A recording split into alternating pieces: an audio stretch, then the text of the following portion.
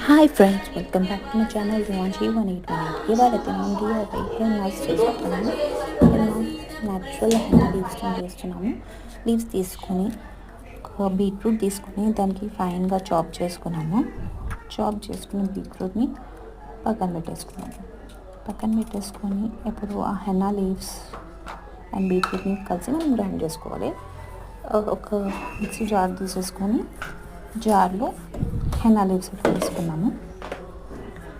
ఇక్కడ మా పాప వచ్చేసి కింద పడేసింది. It's okay.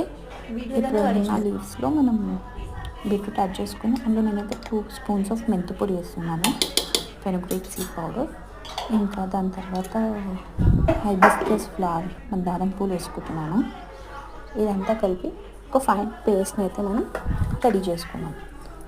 అల్లం ముక్క ఒక చిన్నది వేస్తున్నాను. అల్లంతో హెయిర్ గ్రో బాగుంటుందని చెప్తారు, అందుకే అల్లం ముక్క అయితే వేస్తున్నాను. దాని తర్వాత వేసుకొని నెక్స్ట్ ప్రాసెస్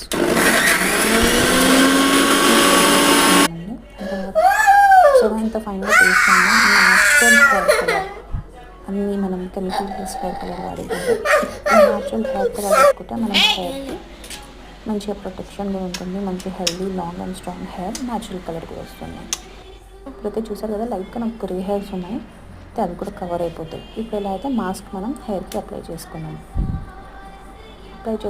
దాన్ని మంచిగా టాప్ టు బాటమ్ దాకా అప్లై చేసేసుకొని మనం పైకి కట్టేసి అట్లీస్ట్ ఒక 1 hour అన్నా, మినిమం 45 minutes అన్నా, ఏ మాస్క్ అన్నా యాక్చువల్ అయితే ఉంచుకోవాలి. లేకపోతే మనం 45 minutes to 1 hour అయితే నేను ఉంచుకుంటాను.